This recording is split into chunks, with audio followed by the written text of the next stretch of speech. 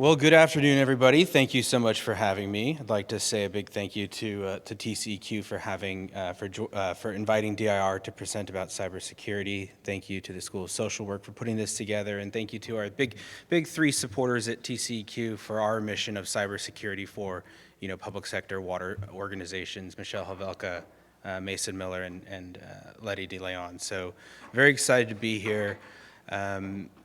Like I said, my name is Jonathan King. I'm the statewide incident response coordinator and one of the CERT team leads on our cybersecurity incident response team.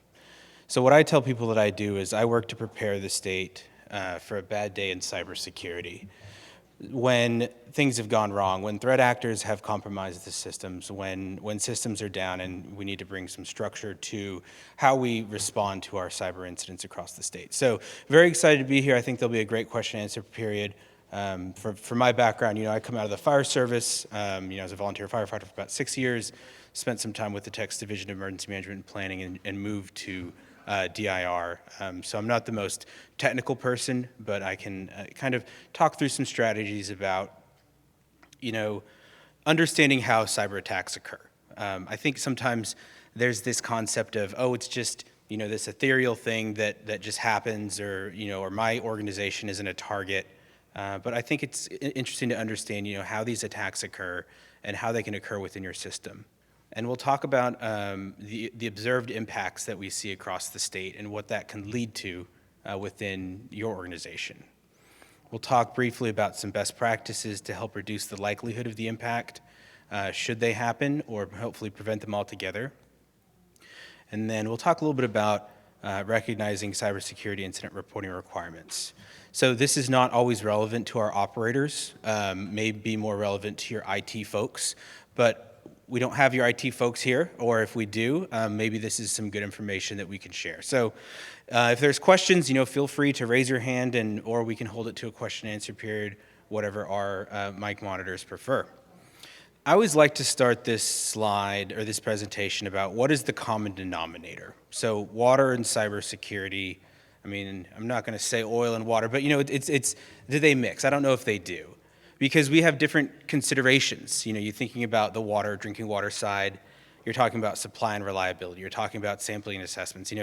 Making sure that your chemical levels are right. And you can tell I'm not a water guy, so but bear with me. But I think it makes a good point. You have different considerations as a system operator than you do in cybersecurity, where we're talking about system design and hardening, talking about service availability, talking about security incident management, incident response and reporting, and cyber liability. But think about what they do have in common. We both need our systems to function properly. We need them to operate reliably. We need to make sure that our data are protected and that the systems are operating in a safe manner that is aligned with what your expectations are as an operator. So how do cyber attacks occur? So there are hundreds of different attack methods. A lot of those you really don't need to know about, but I think it's interesting to just kind of take a little closer look into 4 of them. Something you might hear about from time to time is that idea of phishing or spear phishing. And this kind of runs into the idea that every human who operates a computer, is a potential target of cyber attack because you represent an entry point into an information system. One of the things we see sometimes is website defacements, things that can harm the reputation of your organization. Things like denial of service, things that can prevent your customers from reaching you when they need you. And then, of course, everyone's favorite R word, the idea of ransomware, something that your system is so compromised that everything is locked up. They've stolen your customer records and now are threatening to expose that information out to the public. So I always like to show examples. So let's take a peek at this. And this is a really good example of spear phishing here. So you can see it looks like a Google form. And I think what this one says is it's your 2024 employee evaluation. And that looks like you want to click on it. You want to make sure you met your marks. And the other one is your mailbox is almost full. If you're anything like me, you live with a full inbox, files, photos, logs, all that information. Those are 2 things that are motivating you to click on that link. And from there, they can extort your information. So that's why things like annual cybersecurity awareness training are so critical. It's a requirement for public employees who use a computer more than 25% of the time. But beyond just a requirement, it's important to understand that, we're targets, and we'll see how a phishing attack actually occurs. This is a website defacement. I worked for a state agency, so it wasn't a local community. But it was a vulnerability exploit because that organization had not patched their system because they could never find the time. And maintenance periods are always difficult from the operator perspective.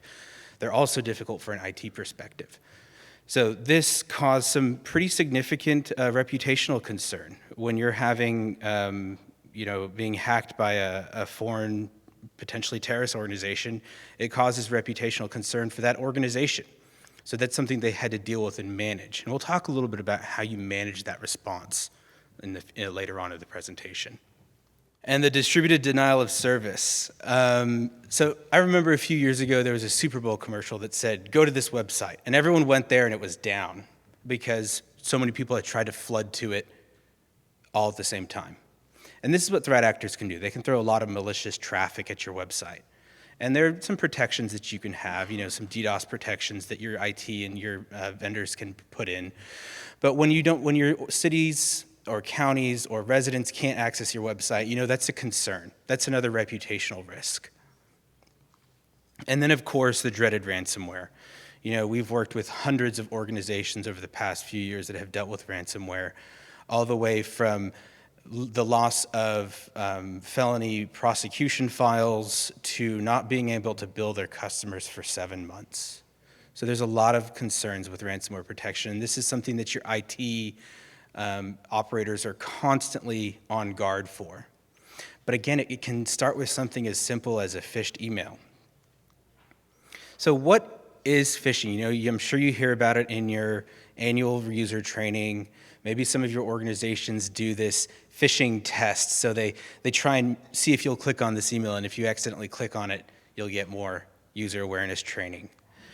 But I think that's, although important, I think having an understanding of how these organizations are trying to target you can maybe build a culture of cybersecurity within your organization just a little bit further. So a threat actor. This top left figure, this threat actor probably does some reconnaissance on your organization. So let's say they're looking at your website and they're seeing who on your website is who's employed by your organization. So they're going to start targeting you. Most email addresses, first name dot last name at so-and-so dot, at your domain. So they're going to start targeting you, and they're going to try and send that email that gets you to click on that link, like that one we saw earlier, that look at your employee evaluation now, or your inbox is almost full. They're trying to pressure you to make that mistake. And then once you get that email, you unknowingly visit that website because maybe you're visiting it on your mobile phone. Maybe that website is just one character off of the real one, or maybe it's one Cyrillic character off of the real one. That was a good one that I saw. Then you unknowingly enter your information. The threat actor collects your username and password, and then they can log into the website as you. And from there, they can access your email, they can access your files, and then they can move what we call laterally through the environment to try and get either you steal your data or encrypt ransomware or do untold other things, especially if you're into that operational technology network where you do have the ability to control physical systems from the cyber world. So this is one of the cases we saw on the East Coast. Their utility was unable to bill for 7 months. And I know some organizations have done their rate study and they can last for a year. They have the cash to last for a year. But 7 months of no income is really difficult. It's a lot to reconcile on the back end. And not only talking about your billing system, but also your employee files. Not being able to pay your employees for a month or two is really critical, or having to go back to that pen and paper system is very concerning. We always talk about, your phone, your email being down, and really just losing all your historical records. It's a big risk of ransomware, and there's a lot of protections we can put in to help reduce that risk. From more of an operator perspective, sometimes there's assets exposed to the internet. So this is where you get into that world of, well, I'm just a small provider, or, oh, I'm not a big city, I'm not, I don't have a population of 5 million people, I'm not a target. But on the internet, to a threat actor, you're just a login screen. And this is an operator account that we found in Texas that could have been, probably had a default password. So these passwords are known, so the threat actor can log in through a default password, or they can throw a lot of fake passwords at this account to lock it out, so you, the operator who needs to be in this system, can't get in. And RDP and these things always pose a risk. Remote desktop protocol, these easy, convenient options always pose a risk. I always say, if it's easy for you to get in, it's probably easy for the threat actor to get in. So that's one of the things we see. And one of the really concerning things that we saw was this interface on the dark web. And then we found that it was for sale. And then we tracked it down to the actual organization who was impacted. And this is using things like using default credentials, or having credentials hard-coded into your application systems, which is a concern for older operational technology systems. You think about everyone sharing that same password at the plant, or all the operators having the password written on the screen. Maybe you can work with IT to find a little stronger, a little more secure method to make sure that our assets are protected. And then one thing we don't talk about enough is knowing what you have on your network. And what I mean by that, from an IT perspective, knowing where their computers are, knowing where their servers are, knowing where their data is stored, but also from an OT perspective, from an operational technology perspective, knowing what PLCs, what HMIs you have, what controllers you have in your system. So this is the Unitronics attack. Unitronics made some really nice, light, programmable logic controllers that were connected to the internet through a cell card. And what we found is that Unitronics is an Israeli company. Iran does not like Israel, so they hacked into these systems and defaced them. What we found is that a lot of organizations didn't know that they had these devices in their network because the vendor put them in the piece of hardware and shipped it to them, and they called it good. So it's really important to look critically at what is in your system. I think this came out of the wastewater side. I think this was in a scrubber. So not so much on the OT side, but I did see one in a flusher on the water side. So it really is important to not only to understand where your IT systems are, but also where your operational technology systems are, really going in and defining them on that diagram side. So what do these attacks look like? Well, this is probably the best video that I've ever seen. So this was done in an organization in Texas, and DIR, we don't name names, but these two organizations were hacked by what we call the Russian cyber army, or the cyber army of Russia, reloaded, if you will. This group is connected to the GRU, and it's a Russian intelligence unit that has been attacking Ukraine for the past 15 years. So you can see that this threat actor organization gained access to the SCADA control system, and they are messing with set points. This is around 2 a.m. local time. They're messing with set points to turn wells on and shift water from the elevated water storage down to the ground storage tank. So this video is like 5 or 6 minutes. We won't go through the entire thing. But what's kind of funny is, if you notice, y'all probably know your system's a heck of a lot better than this to enter a well stop point at 9,000. But they don't. They're learning.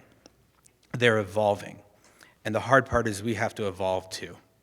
And we do that through going through some best practices. If I could snap my fingers and give everyone, eliminate cyber risk, that would be amazing. But we can't ever eliminate risk. We can treat it, we can mitigate it, we can transfer it, but we have to work collaboratively to get those things done. So these are the five steps that I think can help all organizations proactively prepare. And of course, the first one comes from encouraging collaboration between IT and OT operators. I'm an IT guy, I'm a cyber guy, and we speak a different language. But we can come together and define what the objectives of the IT are and what the objectives of the OT systems are, because they're probably different. IT wants to make sure that things are quick, easy, and secure.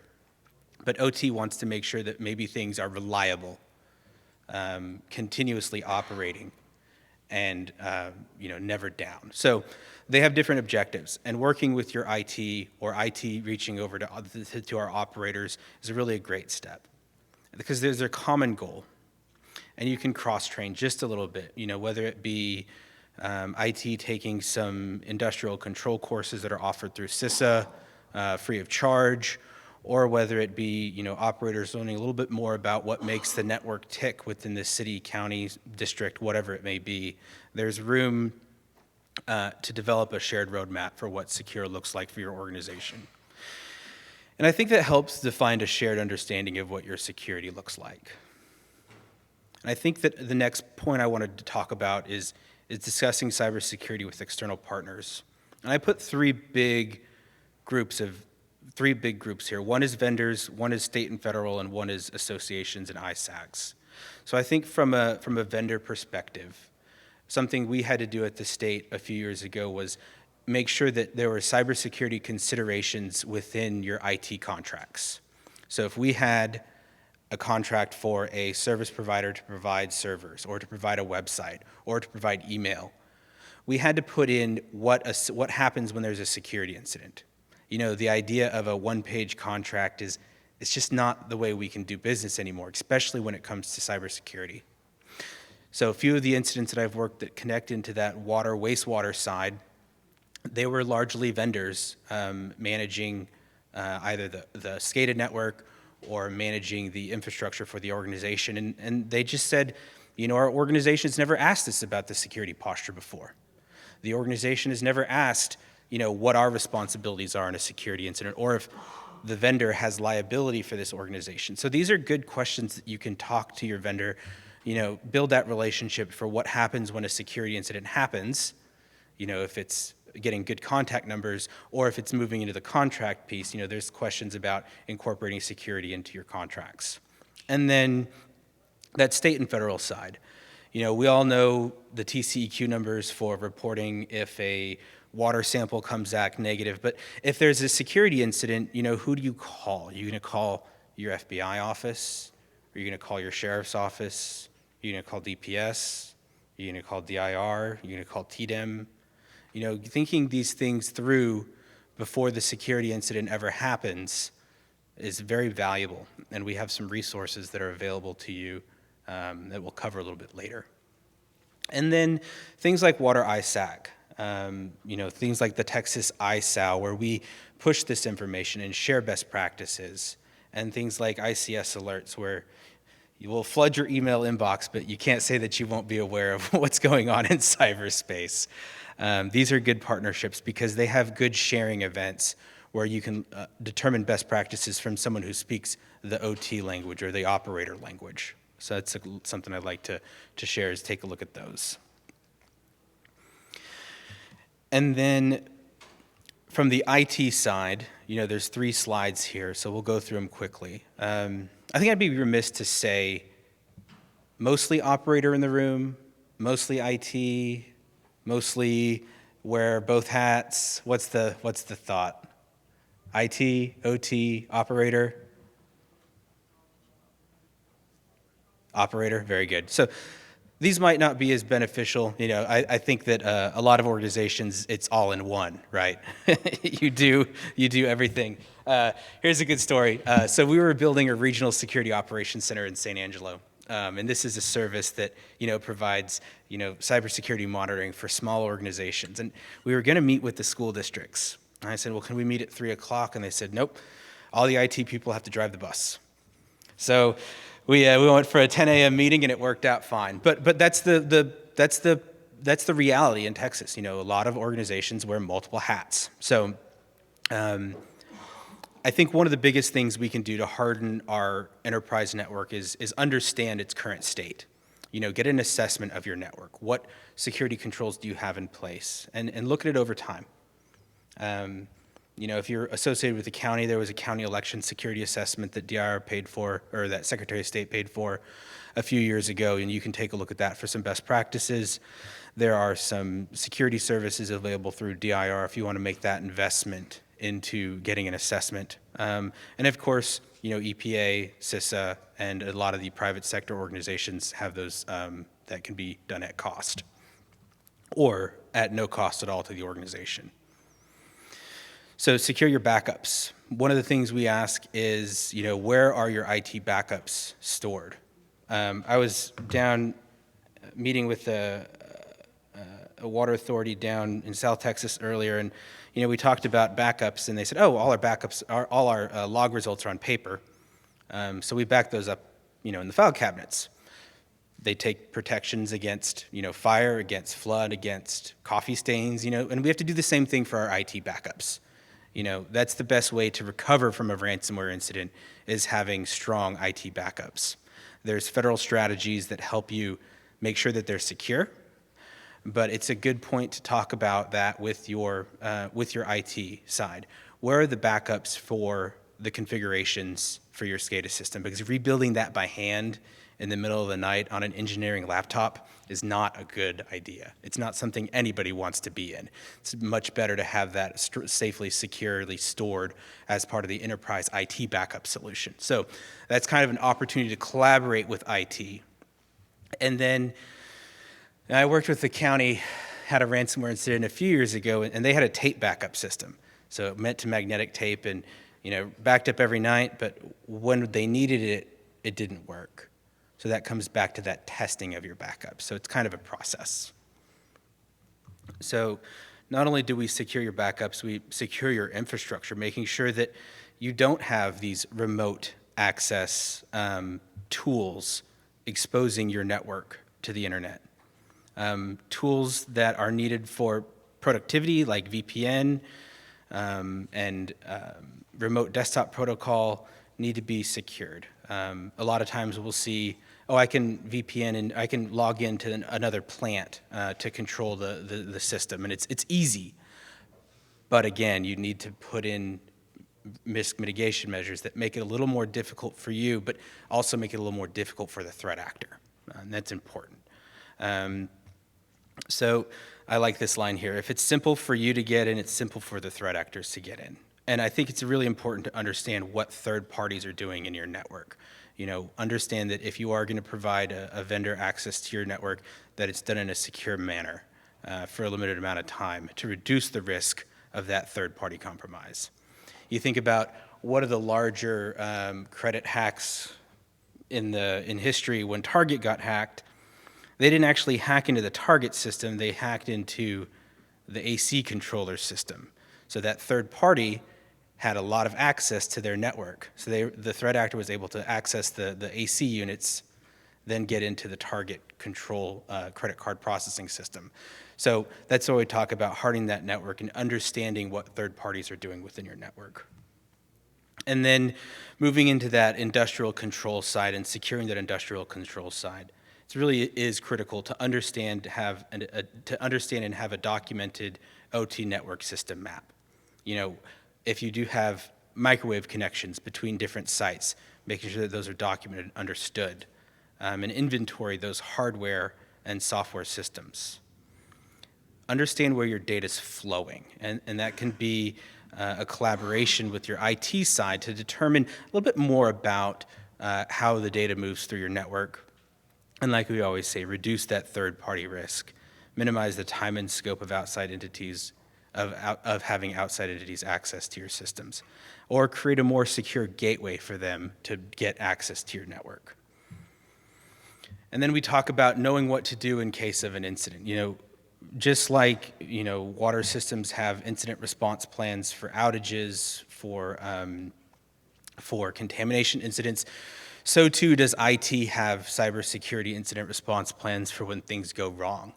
And that's where we offer a DIR incident response team red book that can, guide your IT staff through what that response planning looks like, knowing who to call from, not only from your vendor side, but also from the state, federal, and local side to get you the support when you need it.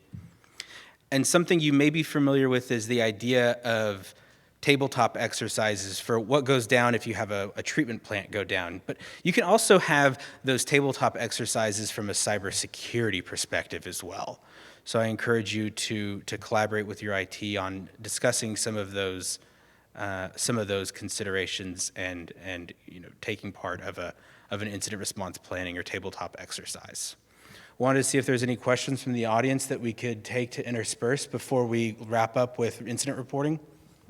For operations, so you talk about backup. So and I don't know that much about SCADA and all that. So are you talking about a backup server or a backup just your basic program, or how would you do that? Yeah, that's a good question. So I think from the IT side, we'll split it into IT and OT side. So from an IT side, you back up data like your emails so that if your computer goes down for whatever reason, you can restore from a backup.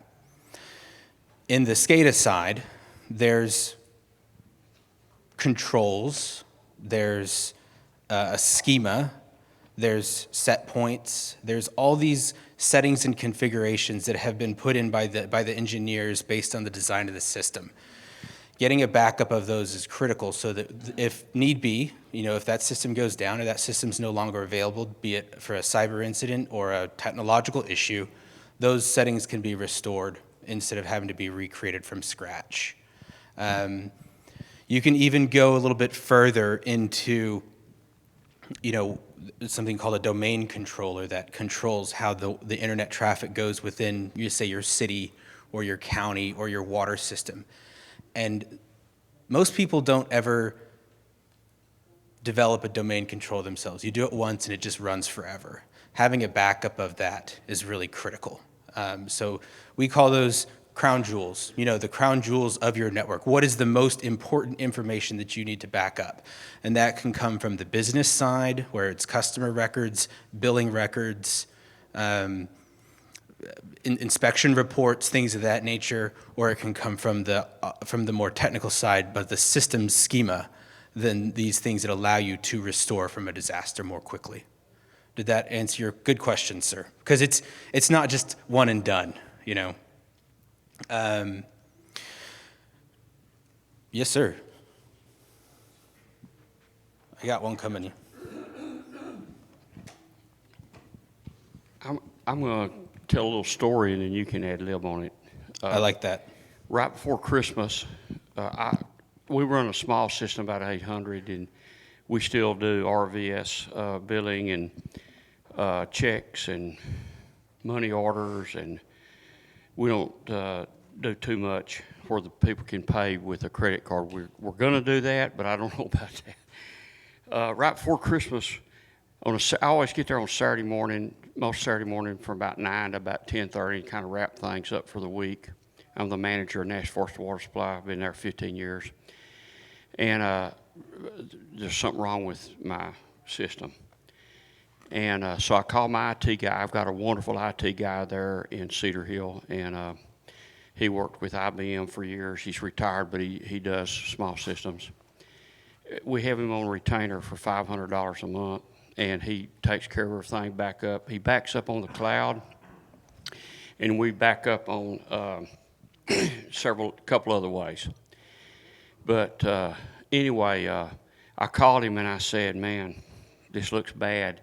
He got there Monday morning, and he said, And he got on the internet. He got on his stuff and he read, and Lockheed Martin and us and about 20 Red Oak Police Department, there was about 100 in that Metroplex area and all over, got hit real bad. And it wasn't just us, it was Raytheon, and there was a word for it. It was, I forget the word for what it was, but he finally detected that the worm that got in us was just hidden in our printer. they can hide those worms in printers.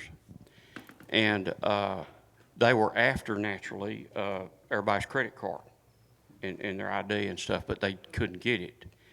So I guess they got mad and just damaged us. And they wanted $10,000, to get all the stuff back, but we weren't going to do that. He was able to recover. We got 4 new. We have our EPAs over here with all this stuff and brand new stuff that cost us, and we have our regular stuff, and we have our RVS. So we put our RVS. We had to get brand new hard drives. He had to redo it. It cost us about $15,000 to get all this stuff back online. Of course, that was a Merry Christmas for us, And so now we have our RVS totally. It's not on the internet except when we go out and do downloads for upgrades. Okay. And we do back up our RVS just on a regular flash drive. So, but that's what he's real worried about now is it's the Iranians, Russians, and Chinese. They'll make you think it's somebody else, but they're trying to do mayhem and really damage the United States bad, and they're just fishing around for stuff. But ours was from out of Iran. Yep. And it took, I don't know what Lockheed Martin paid to get their stuff done. There's no telling that. But it's crazy, and it's spooky. And I asked him, I said, what's going to happen when they all figure out to get up in that cloud and do mayhem on the cloud? And he said, it's coming. And they're trying to figure out, our smartest guys, wherever they're at, are trying to figure out how to protect that. And it is a crazy world. Would y'all have ever thought, I'm 71 years old, I was in the military a long time, would y'all have ever thought in your life that we'd be worried about stuff like this? But unfortunately, it's here. So I'm going to let you ad-lib on that. No, well, I think you hit on, 5 or 6 really great points. And thank you for sharing that story. One of the things I like about a lot of these, we mentioned the ISOW, I don't know. When I work with someone who's suffered a ransomware incident, they're usually thinking, well, I'm fired. But you think about who's been hit just with ransomware alone. You think Sony got hit by North Korea.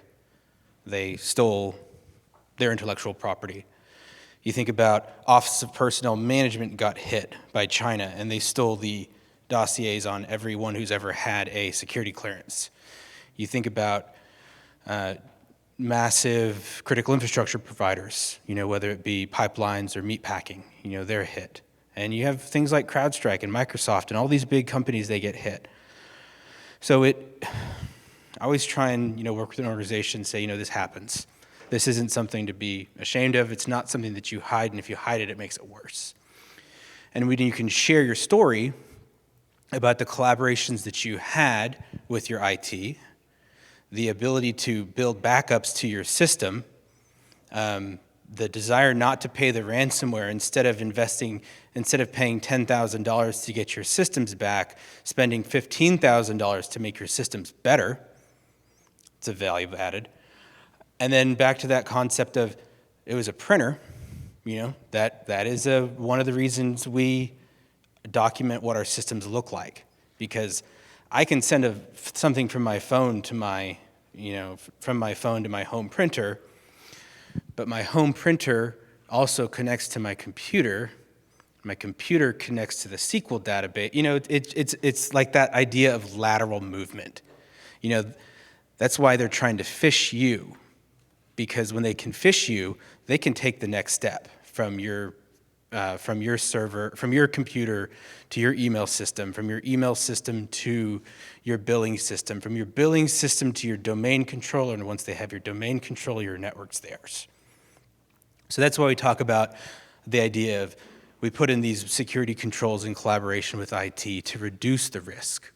And like I said, if it's easy for you to get into that system from home or from another office, it's probably easy for a threat actor to get in there. So I'm not saying go out there and lock everything down because you'll probably, something will be broken, but it's important to think about what the goals of your system operations are and what your goals of IT and OT are and come to that shared vision. So to China, so we talked about the Russian GRU, and they're messing with Ukraine and that water and the power systems in Ukraine. They're dabbling in water systems in America. Let's talk about what China's doing. So there's this threat actor group called Volt Typhoon, and their desire is to gain a foothold in American critical infrastructure under the auspices of if there's ever a reason to project soft power for any military case, they can get into our infrastructure and turn off the lights and maybe prevent us from projecting hard power outside. So, every foreign threat actor kind of has their own motivation. China has their motivation to potentially intercede with the Taiwan issue. North Korea is usually financially motivated. Iranian is politically motivated, as well as targeting critical infrastructure. But it doesn't really matter because it's the same protections, that collaboration, that securing your systems, developing backups, and really working to make sure you're reducing your risk level in collaboration across your organization. So again, I appreciate you sharing your story. It is a good reminder to collaborate with IT and make sure you know who to call, and a lot of the other great points that you made. As to cloud is difficult because cloud is someone else's responsibility until it's not. And if you want to learn more about the shared services model, that's something you can talk about. But it's probably not the right audience for cloud service technology. So I think we have maybe time for one more quick question. I just hadn't heard you talk about social engineering, and we're talking more about foreign actors becoming the more common perpetrators of these types of attacks. So I'm just wondering, are you seeing a decrease in social engineering, like direct social engineering, versus these phishing attacks? What's more common nowadays, I guess? So Caesar's Palace got hacked a few months ago, and they were down hard for weeks and weeks and weeks and weeks. What happened was a foreign threat actor did a basic LinkedIn search for someone within Caesar's corporate. Then the threat actor called the IT help desk, used social engineering to get the password reset, and then they got access into that IT person's account and then ran ransomware through the entire environment. I'm paraphrasing a little bit. Social engineering is very impactful because that cost them millions of dollars. So social engineering does come into this component, and that attacker sends an email to the victim. Victim gets that email. So you remember the old emails that used to come in and say, "You're my long-lost cousin, and I want to give you $50,000. Those are gone. That's gone. AI allows the threat actors to speak perfect with a native dialect. So that's another component of social engineering is the AI issue. So there's a really interesting AI use case where there was an AI video fake, where this CFO got on a Zoom call with 3 of his directors and transferred like $20 million to the threat actors because the AI deepfake was good enough to fool them on a video conference call. So the social engineering aspect is critical. So that's why we talk about help desk processes, passwords to reset password processes to change your automatic clearinghouse bank account information. You're saying I moved to a new bank. Please send my paycheck to this person. Those are the attack methods through social engineering because they can exploit weaknesses in our processes. So we see it a lot. We see really advanced phishing threats, and we see a lot of voicemail phishing and SMS phishing based on that reconnaissance that these threat actors can do. A lot of it's overseas. A lot of it's very, very difficult to prosecute. How many times do you have that phone number from, okay, so I live in Austin, and I get this phone number from like Buda on your phone. It's not, you can tell it's not real. It's coming from an IP relay overseas. So it is a big threat. It's a good question. Yeah. All right, so you have a cybersecurity incident. What is the responsibility of the IT and the organization to report to DIR, and why do we report to DIR? So the state government, we can't do anything without a statute. So we have statute in Texas Government Code 2054 that says if you suffer a cybersecurity incident, you must report it to DR within 48 hours of discovery. And what this does is it lets us, know that this issue is going on. So we saw a big rash of ACH fraud, automatic clearinghouse fraud. So we put out some guidance on that and hopefully try and get ahead of that. If we see the Unitronics PLC, we got a few reports that Unitronics was being impacted. It was really nice for us to have that visibility so that we can talk to our federal counterparts and say, oh, this is part of a bigger issue. Here's the guidance to give them. So if you have a security incident that can propagate to other systems, result in the criminal violation, unauthorized disclosure or data breach, or is ransomware, public sector organizations, by and large, are encouraged and required to report to DIR within 48 hours. DIR works diligently to protect that organization's information. This isn't something that's going to get leaked on social media. We'll take it to the Attorney General's office for an exception request if there's a Public Information Act request. So we have this online web form. You go to DIR Security Incident webpage, create an Archer Engage account, you log in, submit your information. If you want to talk to one of our team members, you can click a box that says, yes, give me a CERT consultation, and one of our analysts will be on the phone with you as soon as possible to work with you to make sure that you have that incident response process worked through. And then there's a follow-up closure resource. So from a cybersecurity perspective, here's my team's contact number. We're 1-877-347-2476. This is monitored 24/7. We have one of our staff members on the other end of this line ready to go to provide whatever support you need. If it's within our scope, we'll do it. If not, we know who to get in contact with. We can talk about discussions and guidance, help you connect to your insurance provider, provide on-site or remote support, connect you to a contractor, or contact state and federal law enforcement or other industry organizations if you need.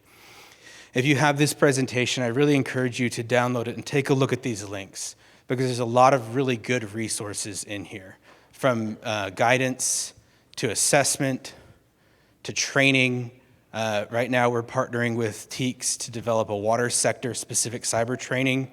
Very excited for that to come up and go live in the next couple months. And of course, our phone number is on here. So I can't thank y'all enough. Y'all have been a great audience. Thank you to TCEQ. Thank you so much for having me. Happy to chat afterwards. Again, my name is Jonathan King with Texas DIR. Thank you very much for your time.